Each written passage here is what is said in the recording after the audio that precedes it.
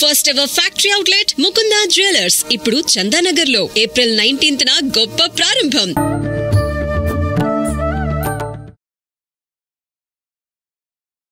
నమస్కారం, welcome to I dream. ధర్మ మార్గం విత్ విజిత కార్యక్రమానికి స్వాగతం. ప్రస్తుతం మనతో పాటు ఉన్నారు వేద పండితులు పవన్ కుమార్ శర్మ గారు. ఇప్పుడు వారితో మాట్లాడి మరిన్ని విషయాలు తెలుసుకుందాం. నమస్కారం గురుగారు. గురుగారు, మామూలుగానే మనకు మంత్రాల్లోకెల్లా చాలా గొప్ప మంత్రాలు అని చెప్పి కొన్ని చెప్పుకుంటూ ఉంటాము. అందులో భాగంగా తీసుకుంటే పంచాక్షరి అష్టాక్షరి మంత్రాలు చాలా గొప్పవి అని చెప్పి, వాటిని గనక మనం జపం చేసుకుంటే, పారాయణ చేసుకుంటే చాలా మంచి ఫలితాలు కలుగుతాయని చెప్పి మాట్లాడుకుంటూ ఉంటాము. అయితే మనం ఇంకొక విషయం కూడా మాట్లాడుకుంటాము. శ్రీరాముడి విషయానికి వస్తే జై శ్రీరామ్ అనే ఒక పదానికి, శ్రీరామ అనే ఒక పదానికి వేరే ఏ మంత్రం సాటి రాదు, ఆ ఒక్క పదం చాలు అని అంటూ ఉంటారు. అంటే పంచాక్షరి అష్టాక్షరి మంత్రాల కన్నా కూడా రామనామ జపం అనేది చేస్తే అంత గొప్ప ఫలితం అనేది లభిస్తుందంటారా? ఏ రకంగా తీసుకోవచ్చు అంటారు దీన్ని? తప్పకుండా ఇది చాలా అందరికీ తెలియవలసినటువంటి మంచి సన్నివేశం. ఆపదాం అపహర్తారం దాతారం సర్వసంపదాం లోకాభిరామం శ్రీరామం భూయో భూయో నమామ్యహం. భూయో భూయో నమామ్యహం అంటే మళ్ళీ మళ్ళీ నమస్కారములు తెలియచేయండి. ఎందుకంటే రామనామం ఒక్కసారి చెప్తే సరిపోయేటటువంటి రుచి కాదుట. అందుకే రామదాసు గారు ఎంతో రుచిరా అన్నారు ఆయన్ని. ఈ రామనామం యొక్క గొప్పతనాన్ని శివకేశవులు ఇద్దరు కూడా ప్రత్యక్షంగా చెప్పారట. వాళ్ళ నోటితో వాళ్ళే చెప్పినటువంటి నామం ఏదైనా ఉంది అంటే అది రామనామం. ఇక మనం పంచాక్షరి అష్టాక్షరి మంత్రాలకు వస్తే వేటికి వాటికే శక్తివంతమైనటువంటివి. ఉదాహరణకు మీరు పంచాక్షరి మంత్రాన్ని ఉచ్చరించాలి అంటే ఓం నమ శివాయ అనే మంత్రాన్ని మనం పంచాక్షరి మంత్రంగా తీసుకుంటాం. ఈ నమ శివాయ అన్నప్పుడు ఎంతో శక్తి కలుగుతుంది. అది శివుడి యొక్క తారక మంత్రం, శివుణ్ణి తొందరగా ప్రసన్నం చేసుకునేటటువంటి మంత్రం. ఈ మంత్రాన్ని ఎవరు ఒక 10,000 సార్ల నుంచి 1,00,000 సార్లు జపం చేస్తున్నారో వాళ్ళకి అపమృత్యు దోషములు పోతాయట, వాళ్ళకి సంపదలు కలుగుతాయట, ఐశ్వర్యములు లభిస్తాయట అని ప్రత్యేకంగా పంచాక్షరి మంత్రం గురించే ఎంతో వ్యాఖ్యానం చెప్పారు. ఇక మీరు అష్టాక్షరి మంత్రానికి వచ్చేసరికి ఓం నమో నారాయణాయ అనే అక్షరములు 8 అష్టాక్షరి మహామంత్రం. ఈ నమో నారాయణాయ అనేటటువంటిది అత్యంత శక్తివంతమైనది గృహస్థులకి. ఇందాక నేను మీతో చెప్పాను, మనకి మోక్షం కావాలి అంటే తప్పకుండా విష్ణుమూర్తినే ఇవ్వాలి, అందులో ఏమి సందేహం లేదు. మోక్షం ఇచ్చేత జనార్దనాథ్ అన్న. మోక్షం ఎవరి వలన రావాలి అంటే తప్పకుండా విష్ణుమూర్తి యొక్క అనుగ్రహంతోనే మోక్షం రావాలి. మిగతా ఎన్ని ఆరాధనలు చేయండి, ఆలోట్య సర్వశాస్త్రాన్ని విచారిచ పునఃపునః ఇదమేకంతు నిష్పన్నం ధ్యేయో నారాయణ సదా అన్నాడు. మీరు అన్ని శాస్త్రములను విచారించారట, పునఃపునః విచారించారట, మళ్ళీ మళ్ళీ చూశారట. మొత్తం ఒక్కటే భావం చెప్తోందిట, ఏకంతు నిష్పన్నం ధ్యేయో నారాయణ సదా. అంత్యకాలంలో ఆ నారాయణుణ్ణి చేరడమే వీటన్నిటి వెనకాల యొక్క ఆంతర్యం అని చెప్తున్నారు. అటువంటి గొప్ప మంత్రం అష్టాక్షరి మహామంత్రం. అది ఎంతో సాధనమైనటువంటిది, దానివల్ల అనేకమైనటువంటి కార్యములు పూర్తి అవుతాయి. నిరంతరము శుద్ధిగా ఉండడానికి అష్టాక్షరి మహామంత్రం మనకి బాగా పనికొస్తుంది. ఎవరు ఓం నమో నారాయణాయ అనే మంత్రాన్ని జపం చేస్తున్నారో వాళ్ళు నిరంతరంగా శుచిగా ఉన్నటువంటి వాళ్ళని, వాళ్ళు గృహస్థాశ్రమంలో ఎటువంటి లోటు రాదని, వాళ్ళకి అన్న సమృద్ధి కానివ్వండి, ఇల్లు కానివ్వండి, వాహనములు కానివ్వండి, వేటికి లోటు ఉండదని చెప్తున్నారు. ఇవి రెండు విడివిడిగా అంత అల్టిమేట్ అన్నమాట, ఒక్కొక్కటి ఒక్కొక్క ప్రత్యేకమైనటువంటిది. అయితే వీళ్ళిద్దరే ఒప్పుకున్నటువంటి అంశం ఏమిటంటే రామనామం. అయితే ఇది ఎట్లా జరిగింది అనేటటువంటిది మనం ఒక చిన్న లాజిక్, చిన్న విషయాన్ని చూస్తే మనకు అర్థమైపోతుంది. ఎలా అంటే పంచాక్షరి మహామంత్రంలో నుంచి ఒక అక్షరాన్ని తీసుకున్నారు, అష్టాక్షరి మహామంత్రంలో నుంచి ఒక అక్షరాన్ని తీసుకున్నారు, అప్పుడు మనకి రామనామం ఏర్పడింది అని చెప్పారు. ఇది ఎట్లా సాధ్యం అండి? పంచాక్షరిలో మకారం ఎక్కడుందండి? ఓం నమ శివాయ అని అన్నారు, అక్కడ మా తీసుకున్నారు. ఓం నమో నారాయణాయ. ఇక్కడ రా. రా అనే అక్షరాన్ని తీసుకున్నారు. ఇప్పుడు ఈ 2 అక్షరాలను ఒక చోటకి చేర్చారు. చేర్చిన తర్వాత అక్కడ ఏమైపోయిందంటే, ఇప్పుడు నమశివాయలో నుంచి మకారం తీయంగానే దాన్ని ఉచ్చరించండి, నా శివాయ అవుతుంది. అయిపోయింది. అప్పుడు ఏమైంది? నా శివాయ అంటే శివుడికి అర్థం లేకుండా పోయినట్ట ఏమంటారు? అంటే శివాయ అంటే శివుడికి లేదు, శివుడు లేడు అని అర్థం. అంటే బలవంతా ఎక్కడుందండి? మకారంలో ఉంది. ఒక్క మీరు మా అనే అక్షరం పక్కన పెట్టారంటే నా శివాయ, శివుడు లేడు. శివుడు లేడా? మళ్ళీ ప్రశ్న. అట్లాగే అష్టాక్షరి మహామంత్రం చూడండి. ఓం నమో నారాయణాయ, దాంట్లోంచి రా తీయండి. తర్వాత చెప్పండి దాన్ని. నమో నాయనాయ అని వస్తుంది. ఓం నమో నాయనాయ అంటే మీకేమర్థం అర్థవంతంగా లేదు. లేదు. అందుకని ఈ 2 అక్షరముల యొక్క బలం అంత ప్రత్యేకమైనటువంటిది అని చెప్తున్నది రామనామం. కాదు కాదు, మారీచుడు అని మనకి రామాయణంలో లేడి రూపంలో వెళ్ళి రాముల వారిని తీసుకుని వెళ్ళి, అసలు ఆయన వల్లే రామాయణం అంతా జరిగింది. అవును. అసలు ఆయన బంగారు లేడి రూపంలో కనపడకపోయి ఉంటే వీళ్ళు 14 సంవత్సరాలు పూర్తి చేసుకుని ఇంటికి వెళ్ళిపోయేవాడు. ఆయన వచ్చి కనపడడం, రావణాసురుడు వచ్చి ఆవిడని తీసుకెళ్ళడం, అక్కడి నుంచి మొదలైంది అసలు కథ అంతా. అటువంటి మారీచుడు అన్నట రామో విగ్రహవాన్ ధర్మ సాధు సత్య పరాక్రమ అన్నట్టు.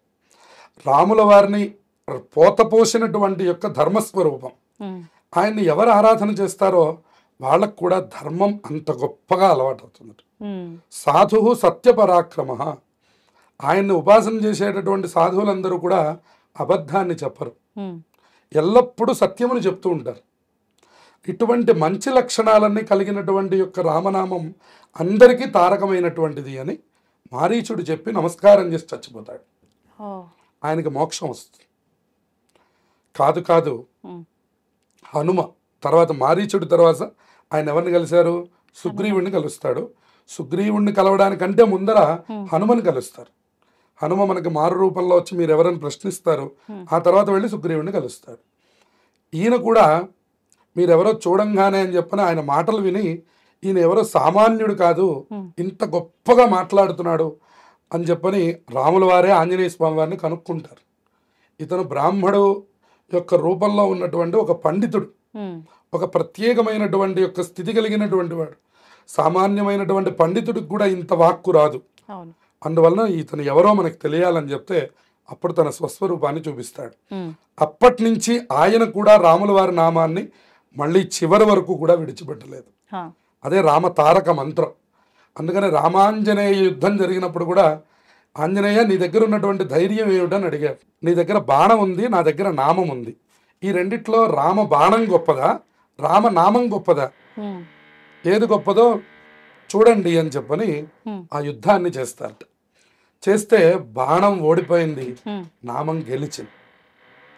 అందుకని రామనామమునకు అంత శక్తి ఉన్నది. కాబట్టి రామనామం కంటే మించినటువంటిది ఏది కూడా ఈ లోకంలో లేదు. అందుకనే రామనామం పిబరే రామరసం అన్నారు. రసనే పిబరే రామరసం. ఒక్కటి కాదు, 2 కాదు, ఎన్ని కీర్తనలు రామనామం మీద. రామనామము రామనామము రమ్యమైనది రామనామము. అది ఎంతో శక్తివంతమైనది, ఎంతో తేలికైనది. నేను శ్రీరామ అనలేనండి అంటారు ఎవరైనా? అనలేరు. ప్రపంచంలో ఎవరు అనలేరు. ఓం నమ శివాయ అనమంటే నోరు తిరగదేమో కానీ శ్రీరామ అంటే నోరు తిరగని వాడెవరు ప్రపంచంలో ఉండరు. అందుకనే గుహుడికి కూడా మోక్షాన్ని ఇచ్చాడు. అలాగే ప్రతి ఒక్కళ్ళకి ఉడతకి మోక్షాన్ని ఇచ్చారు. ఎవరు రామ స్పర్శ కలిగిందో వాళ్ళందరూ మోక్షాన్ని పొందారు. వానర సైన్యం అంతా మోక్షాన్ని పొందింది. ఆంజనేయ స్వామి వారు ఇంకా తపస్సు చేస్తూనే ఉన్నారు. ఇటువంటి శక్తివంతమైనటువంటి రామనామము నిరంతరంగా మన ఇళ్లలో జపం జరగాలి. నిరంతరంగా యథాశక్తి జపం చేయాలి. శ్రీరామ శ్రీరామ శ్రీరామ రామనామ తారకం అటువంటి శక్తివంతమైన ఫలితాలను ఇస్తుంది. మనం ధర్మ మార్గంలో నడవడానికి మనకు ఉపయోగపడుతుంది. మన కుటుంబాలు భిన్నం కాకుండా సర్వకాలముల యందు చక్కగా నడవడానికి ఈ రామనామం అందరికీ ఉపయోగపడుతుంది. కాదు కాదు, మన సనాతన ధర్మం నిలబడడానికి కూడా ఈ రామనామమే మూలమైపోతుంది. అందుకని రామనామం యొక్క శక్తి చెప్పుకోవడానికి మనకి ఇక్కడ సమయం సరిపోదు. కాబట్టి రామనామం కంటే గొప్పదేది ప్రపంచంలో లేదు. ఈ మాట ఎవరన్నారు? ఆంజనేయ స్వామి వారు మనందరికీ చెప్పారు. అందుకని రాముణ్ణి గురువు అన్నారు. భరతుడు అన్నారు రాముల వారు ఎవరు అంటే రాముల వారు నాకు గురువు అన్నారు. గురువు గారి యొక్క పాదుకల్ని తీసుకొచ్చి పట్టాభిషేకం చేశారు. గురువు గారు కూర్చోవలసిన ప్రదేశంలో నేను కూర్చోవడానికి నాకేం అర్హత ఉన్నది? అందుకని భరతాదులందరికీ జ్ఞానాన్ని ఇచ్చినటువంటి మహానుభావుడు రామచంద్రమూర్తి. ఆంజనేయ స్వామి వారు నిరంతరంగా ఉపాసన చేస్తున్నది రామచంద్రమూర్తిని. అలాగే ఈశ్వరుడు సైతం ప్రతినిత్యము మీరు ఉపాసన చేస్తున్నటువంటి దేవతలు ఎవరు అంటే రాముల వారు అని చెప్పారు. రాముల వారు కాదు, రామనామం అంత గొప్పది. అందుకని పరమశివుడు సైతం తపస్సు చేస్తున్న నామం రామనామం. కాబట్టి అటువంటి రామనామం పంచాక్షరి అష్టాక్షరి మంత్రముల కంటే గొప్పది అనడానికి ఇంకెంతకంటే మనకి నిదర్శనం ఏమున్నది? రామాయణ ఓం నమో నారాయణాయలో బలమైనటువంటి అక్షరం రకారం, అట్లాగే ఓం నమ శివాయ అనే పంచాక్షరి మంత్రంలో ప్రధానమైన అక్షరం మకారం. ఈ రెండిటి మేళనం రామ అనేటటువంటి నామం. ఇది నిరంతరం పలికిన ఇవాళ మనం ఇక్కడ ఇంకో విషయాన్ని కూడా చెప్పుకోవాలి. ఇవాళ మనం పిల్లలకి పెట్టడానికి కూడా అనేకమైనటువంటి పేర్లు వెతికి ఎక్కడెక్కడ లేనటువంటివి రియాన్షు కియాన్షు లాంటి పేర్లు పెట్టుకుంటున్నాం. కానీ వీటి వల్ల పలకడం వల్ల మనకేమి ప్రయోజనం లేదు. కానీ ఒక్క రామనామం పెట్టుకొని రామా అని పిల్లవాడిని పిలిచిన మాత్రం చేత మన యొక్క పాపములన్నీ వెంటనే పోతున్నాయి. ఒక కృష్ణ అనే పేరు పిలిచిన, ఓ మాధవ అనే పేరు పిలిచిన, ఓ ముకుంద అనే పేరు పిలిచిన నామములలోనే ఉన్నటువంటి యొక్క శక్తిని వెతకాలి తప్ప ఇవాళ మనం భగవన్నామముల నుంచి బయటకు వచ్చేటటువంటి ప్రయత్నం. అందుకే కాబోలు పెద్దవాళ్ళు పడుకున్నా కూర్చున్నా లేచినా కృష్ణారామ కృష్ణారామ అనుకునేవాళ్ళు. అందుకనే అందులో మనకి కైవల్యోపనిషత్తు అని ఉన్నది. అందులో ప్రత్యేకంగా ఒక మాట చెప్పారు, హరేర్నామ హరేర్నామ హరేర్నామైవ కేవలం. అంటే ఈ హరే రామ రామ రామ హరే హరే, హరే కృష్ణ హరే కృష్ణ కృష్ణ కృష్ణ హరే హరే. ఇదేనండి ఇప్పుడు మనకి ఇస్కాన్ వాళ్ళందరూ కూడా తరించిపోతున్నారు. ఇవాళ ఇంత వృద్ధి చేస్తున్నారు, దేశ దేశములలో కూడా దీన్ని బాగా సనాతన ధర్మాన్ని వృద్ధి చేస్తున్నారంటే ఈ ఒక్క నామం మాత్రమే తారకం. కృష్ణం వందే జగద్గురుం, రామనామాన్ని నిరంతరం ఉచ్చరించడం, కృష్ణ స్మరణ చేయడం, కృష్ణుణ్ణి పూజిస్తారు, రామనామాన్ని జపం చేస్తారు. హరే రామ రామ రామ హరే హరే. వాళ్ళ దగ్గర ఉండే బ్యాగుల్లో తులసిమాల ఉంటుంది. ఆ తులసిమాలతో జరిగే జపం ఏమిటి? హరే రామ రామ రామ హరే హరే, హరే కృష్ణ కృష్ణ కృష్ణ హరే హరే. ఇది మీకు ఎన్నిసార్లు అయితే అన్నిసార్లు జపం చేస్తారు. ఇలాగే అందరూ తరించిపోయారు. అందువల్ల రామనామము మన దగ్గరలో ఉన్న, రామనామంతో పిల్లల్ని పిలిచిన, రామనామాన్ని మనస్సులో స్మరించిన, రాముల వారి దర్శనం చేసిన నిరంతరం మంగళమాతనోతు అన్న. ఎప్పుడు వాళ్ళ ఇంట్లో మంగళములే జరుగుతాయి. కష్టములు అని లోకంలో మనం పిచ్చి కోణంతో చూస్తూ ఉంటాం. రాముల వారు కష్టాలు పడ్డారు, సీతమ్మ వారు కష్టాలు పడ్డారు అని అంటూ ఉంటాం. కష్టంలో ఉన్నటువంటి గొప్పతనాన్ని మనకు అందించారు వాళ్ళు. కష్టములను వాళ్ళు పడడం కాదు, కష్టములను పడాలనన్నా పడి ఫలితాలని పొందు. కానీ మనకి తర్వాత రామాయణంలో ఎవరు చెప్పరు, దశవర్ష సహస్రాణి దశవర్ష శతానిచ రామో రాజ్యముపాసిత్వ బ్రహ్మలోకం ప్రయాస్యతి. ఆ రాముల వారు సీతమ్మ వారిని తెచ్చుకున్న తర్వాత 11,000 సంవత్సరములు రాజ్య పరిపాలన చేశారట. ఒకటి కాదు, రెండు కాదు. మనం అనుకుంటున్నాం వాళ్ళు ఎప్పుడు విడిగానే ఉన్నారు, వాళ్ళు ఎప్పుడు కష్టాలు పడ్డారు అని అనుకుంటున్నాం. కాదు కాదు, వాళ్ళు సుఖంగా ఉన్నటువంటి అంశాలు వాళ్ళు మీతో చెప్పాల. ఎందుకంటే మనందరికీ వాళ్ళందరికంటే ఎక్కువ సుఖాలు తెలుసు. కాకపోతే కష్టములు మనకి వాళ్ళలాగా మనకి తెలియవు. అటువంటి కష్టం ఏదైనా వస్తే మనం వెంటనే ఆలోచించే ఆలోచనలు వేరుగా ఉంటాయి. కానీ అటువంటి కష్టంలో కూడా రాముల వారు అటువంటి ఆలోచన చేయలే. దాన్ని ఎలా ఛేదించాలి, ఎలా భేదించాలి, ఎలా మనం గెలవాలి అని ఆలోచించాలి. అది కూడా ధర్మంగా. ఆయన విష్ణుమూర్తి రూపంలో కనుక చూసినట్లయితే ఆయన గరుత్మంతుడి మీద ఎక్కి వెళ్ళి సీతమ్మ వారిని వెనకాల ఎక్కించుకొని తెచ్చేయాలి. కానీ అలా చేయలేదు ఆయన. ఒక మనిషి ఎలా బాధపడతాడో అలాగే బాధపడ్డాడు. చెట్లు పుట్లని చూసి ఏడ్చాట. మీరందరూ పచ్చగా ఉన్నారు, నేను మాత్రమే బాధపడుతున్నాను. నా సీత ఎలా ఉందో, ఏం చేస్తోందో, ఏం తిందో, అసలు ఎలా ఉన్నదో అని చెప్పని ప్రతిరోజు బాధపడుతుండేవారు రాముల వారు. అటువంటి బాధల్లో కూడా ఆయన ఎక్కడా ధర్మాన్ని తప్పలేదు, అసత్యం ఆడలేదు. అటువంటి నిరంతర ధర్మమూర్తి అయినటువంటి రాముల వారి నామాన్ని అందరము స్మరించి మంగళములను సదా పొందాలి. శ్రీరామచంద్ర ఆశ్రిత పారిజాత సీతాముఖాంభోరుహ చంచరీక సమస్త కళ్యాణ గుణాభిరామ నిరంతరం మంగళమాతనోతు అని అందరికీ రామచంద్రమూర్తి మంగళములను చేయుగాక ఆశీర్వచనం. చాలా అద్భుతమైన విశ్లేషణ అండి. జై శ్రీరామ్. జై శ్రీరామ్.